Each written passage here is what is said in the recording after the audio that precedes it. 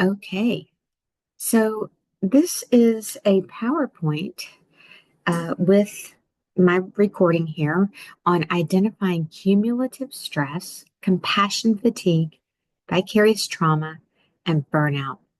So, in this first responder mental health course, we're going to be talking quite a bit about these particular indicators that mental health struggles are occurring for first responders. And so, you're going to want to be able to identify about what is happening with a first responder in order to be able to treat them. And in order to be able to do that, being able to gauge, is the person suffering from cumulative stress? Are we seeing markers of compassion fatigue? Is there some indication of vicarious trauma, or is the person in full blown burnout? These are all important things. Now, we can also have somebody who has PTSD. We'll get to that later in the semester. But we want to be able to kind of distinguish what's happening with this individual right now. So, cumulative stress has some key characteristics. One thing that I want you to understand is that it's a gradual buildup. So, the stress is accumulating slowly, and it often goes unnoticed until the symptoms become significant. It can look like people are managing okay. They may say, "Yeah, it was a hard week, but I think I'm okay." But over time, it's just starting to wear the person down. So we want to think about a couple of factors. That gradual buildup is one of them. Persistent exposure. So does the person have stressors that occur repeatedly? Now, if you're a graduate student in counseling, this can be one that you have identified in yourself. So long days, maybe having some difficult cases. Maybe you have conflict in your assistantship. That's an example of persistent exposure. But for a first responder, it can be difficult calls. For example, continually getting calls if you're a firefighter or an EMT to places where people have overdosed, having to use Narcan, um, just to get the person revived. It could be having multiple huge wildfires in the summer.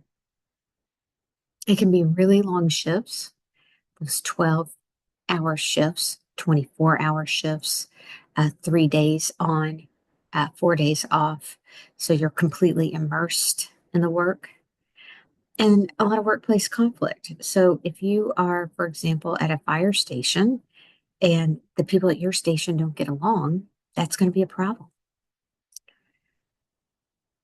With cumulative stress, there can be a compounding effect. Those are new stressors that feel heavier because the system is already taxed.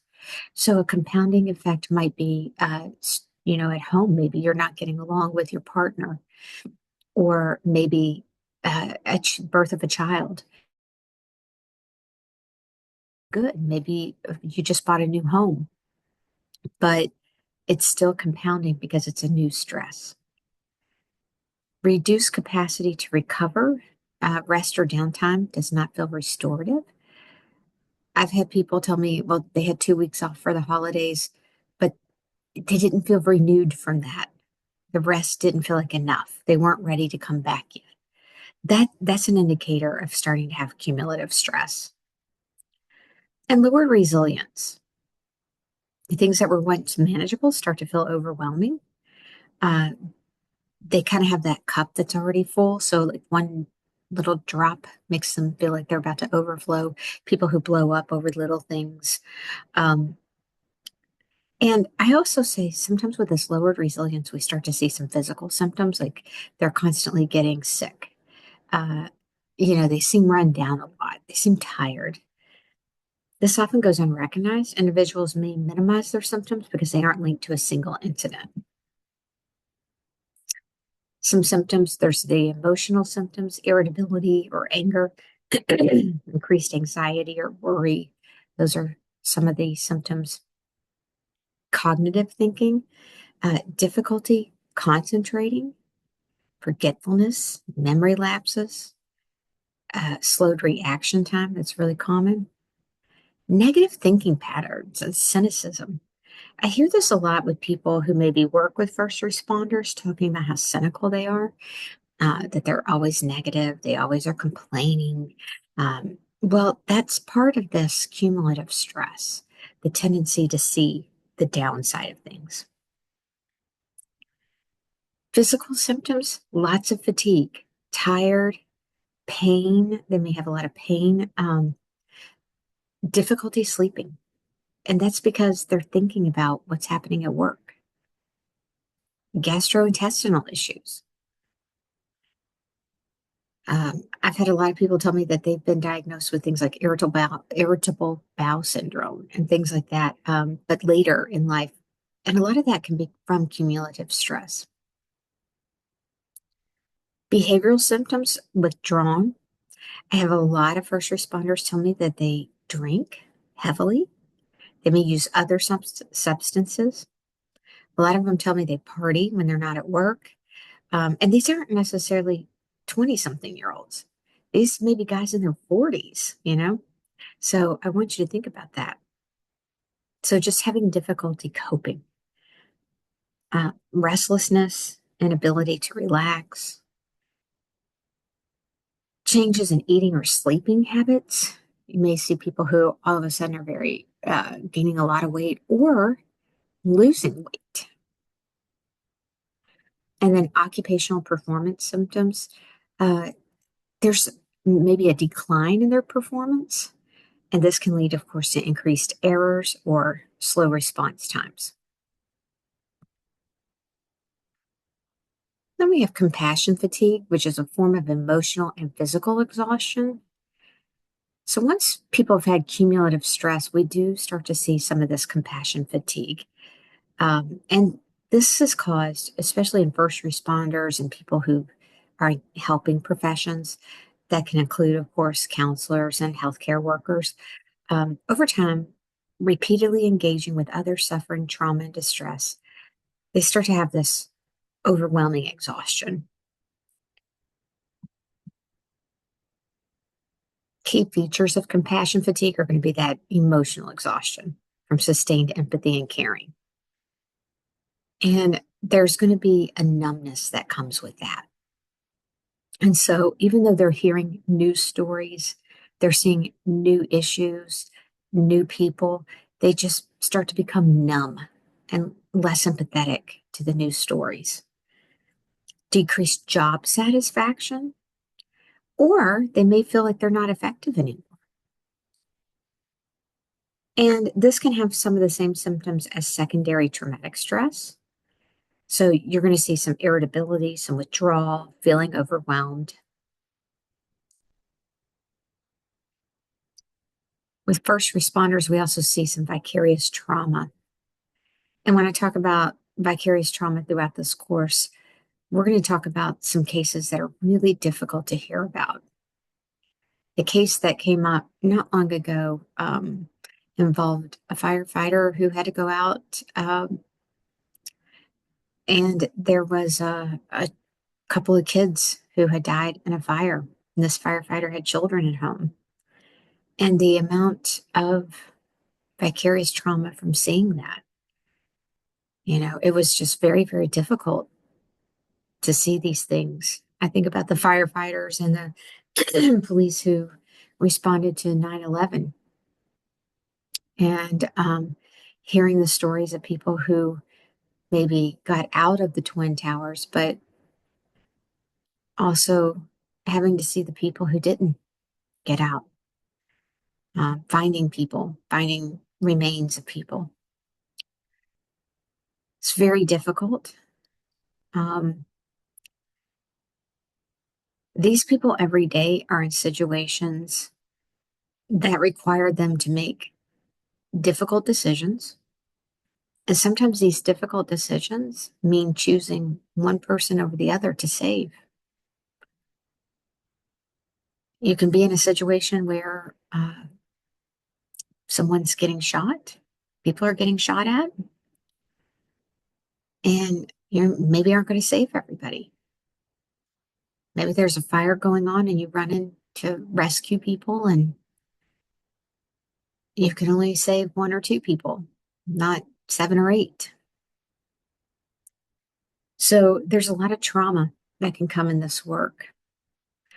I also want you to really think about the people who are dispatchers, and they may be getting calls from somebody in a domestic violence situation where the caller is whispering on the phone, but they can hear in the background, um, a perpetrator of some type of violence who's very angry and screaming, and maybe they even hear the violence happening.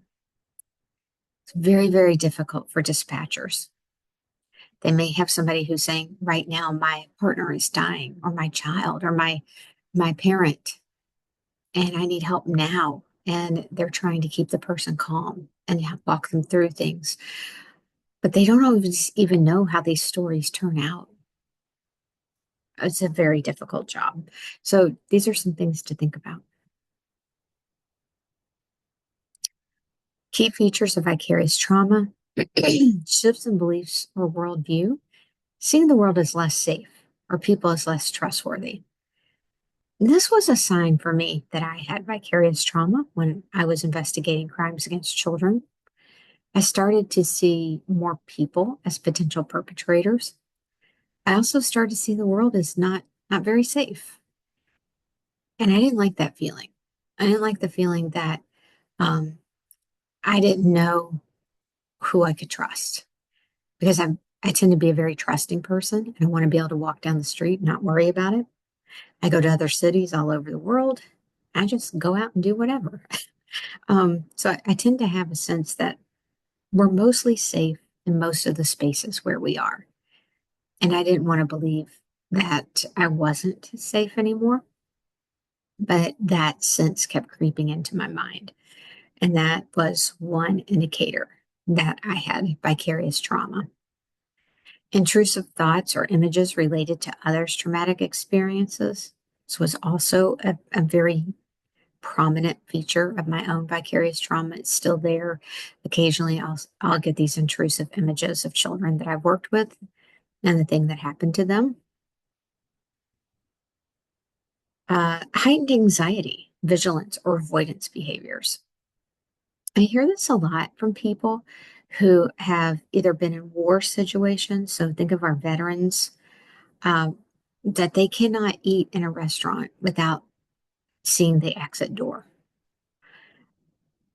You also hear this from people who maybe also are firefighters.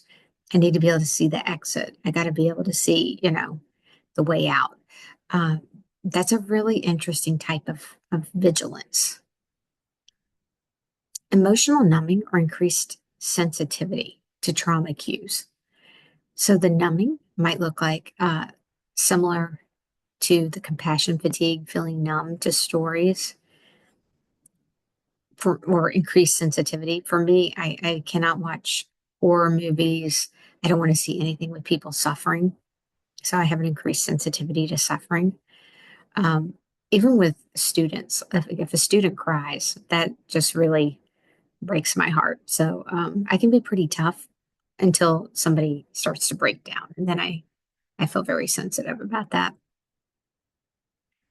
Changes in self-identity, sense of hope, or professional purpose. And I hear this a lot in firefighters. They have a lot of identity wrapped up in who they are as a firefighter, but that sense of hope uh, about who other people are, about what kind of world we live in. That's where I see some of the negativity starting to creep in. Burnout. Burnout is chronic emotional, physical, and mental exhaustion caused by prolonged stress. It often develops gradually, and it affects job performance and personal well-being. So some symptoms of burnout include emotional exhaustion, cynicism or detachment, reduced accomplishment. So that feeling that I just can't get anything done. And I will hear this from first responders. They will tell me that they go to work, but they just can't get the work done. Um, so maybe they're going, but the paperwork doesn't get done or the reports don't get done. They're there all day. They cannot account for their time. Physical symptoms, lots of headaches and sleep problems. Sleep problems are probably one of the worst that I hear. Irritability, lots of withdrawal from social activities, especially from their families. I hear a lot of first responders tell me that they will connect with each other. They don't connect with their primary partner, their children, and they don't go out and do things socially unless it's with other first responders.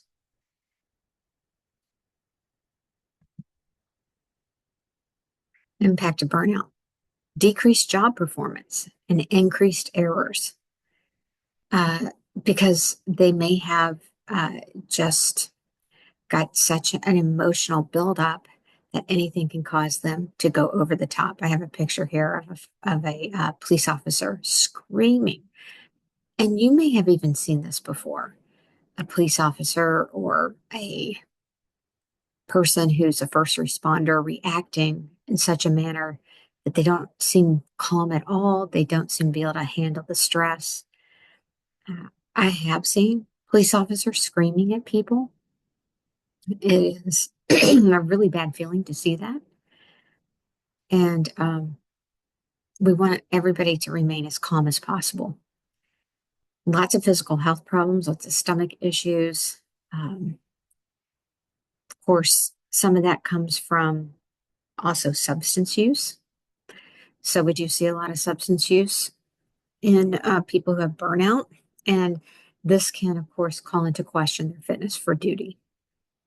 Mental health challenges, anxiety, depression, and in some cases, raging behaviors, strained relationships at home and work. Coping strategies. Well, we're trying a lot of new things. Here you see some police that are working on yoga. Yoga has shown incredible benefits. So deep breathing and relaxation exercises, mindfulness and meditation. Some of you in here in this class have a background in dance and body movement. So you know better than anybody how important this is to release energy. I'm a big believer in meditation and in yoga. I've been doing those for years. Um, Physical activity, I'm a big believer in that too. I try to get at least an hour of physical activity every day. I highly recommend it for counselors, but for first responders as well. I know a lot of first responders who do weightlifting, but they get something quite different out of mindfulness and meditation. So learning to do that deep breath work, learning to try to connect to the calm. Healthy sleep routines. We got to get sleep, folks. Got to do it. It's important. Now, you may need less sleep if you meditate. Setting boundaries between work and personal life and trying to reintegrate into their families, trying to integrate into their social climate so that they're really involved in the social aspects of their life, not just going to work and then hanging out with other first responders outside of work. And then seeking peer support.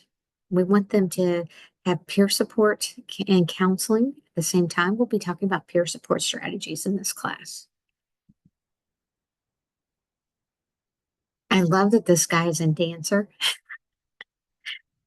I've never seen a police officer do that, but I love it. We want to create a self-care plan for first responders. So any first responder that's in counseling, I believe, should have a self-care plan. And that's one of the first strategies that we'll talk about with them. Assess their current self-care practices, identify areas for improvement, set goals with things that we've done with you all in this program. Review and adjust regularly and ensure the plan is sustainable. Every first responder needs a self-care plan. Most of the first responders in Louisiana have some type of employee assistance program. Some of those are embedded programs. We'll talk about embedded versus external programs. The embedded programs, for example, St. George Fire Department has, they can get mental health counseling at work, immediately at work. So we'll talk a little bit about what an embedded program looks like versus one that's external. Peer support, lots of peer support programs now, teaching people to identify signs of suicidal behavior and suicidal thought in their coworkers and what to do about it.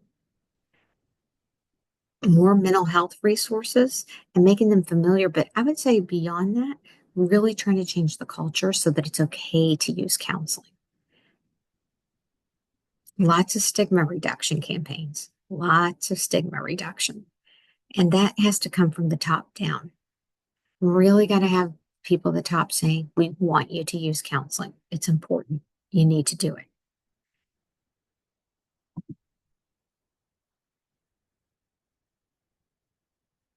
All right.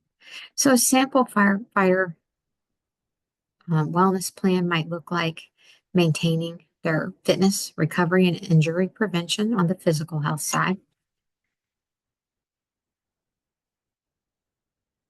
Sorry, I'm talking longer than I thought I would. Set an alarm for myself.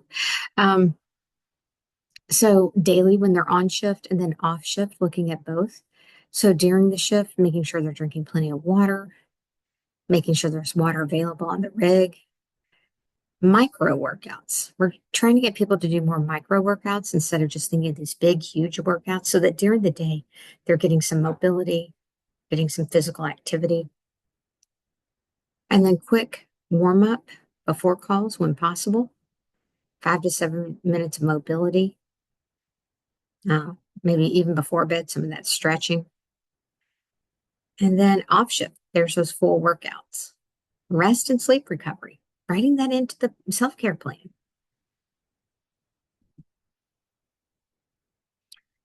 Emotional and psychological resilience.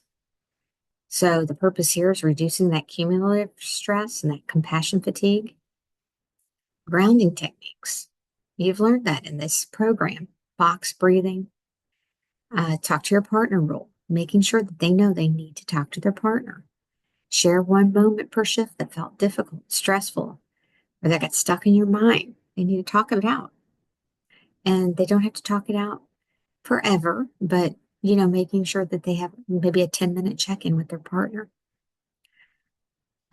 Off shift, you want to have a decompression routine, 15 to 20 minutes after returning home, changing clothes, washing off. That whole showering activity can actually help them psychologically wash off the shift and shift into their real life. Having some quiet time in the car, engaging with the family. And then maybe having a monthly session with a therapist trained in EMDR. Participate in peer team programs and debriefs. Stress management.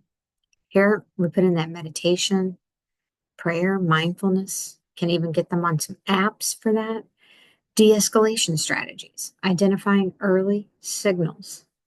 So we want to know, do you have that short fuse, that irritability, that sleep disruption, and take a pause before reaction.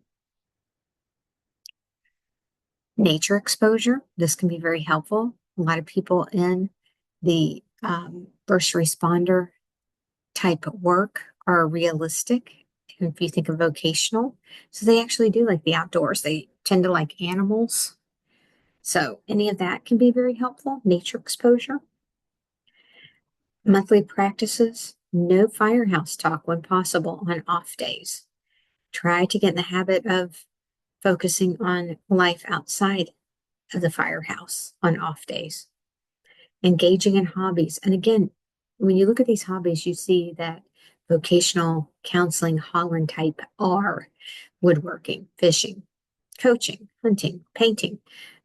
So a lot of that, not fire service related, not police related, but it is probably realistic type activities. social support and relationships, building connections. At home, having a post-shift check-in with their partner. Green, I'm good. Yellow, I'm okay, but need some space. Red, I'm struggling today. Need quiet time or support. These are good to do in couples counseling in general, but especially with first responders. Digital boundaries. No work calls or texts when not on duty at nighttime. With their crew, trying to build shared meals, debriefing tough calls, and encouraging fitness together. We'll actually walk through some debriefs later in the semester.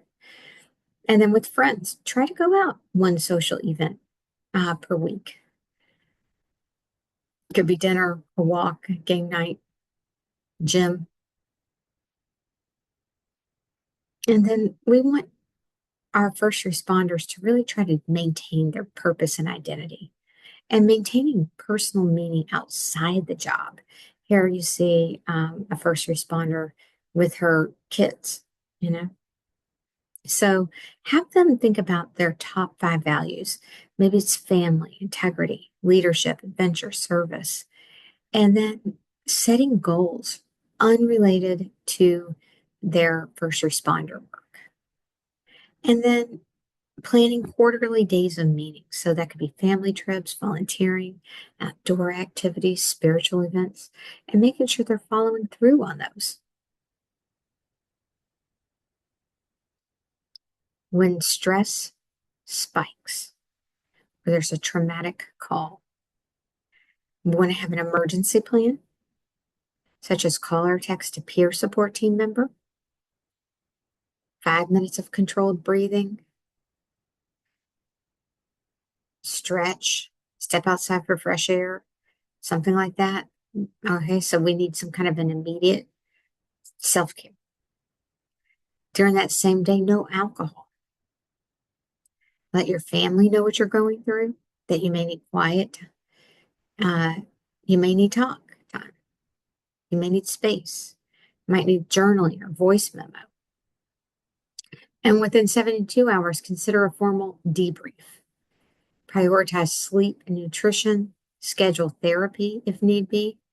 So we want to have kind of like a 72-hour self-care plan for very serious incidents. And then just some personalized self-care.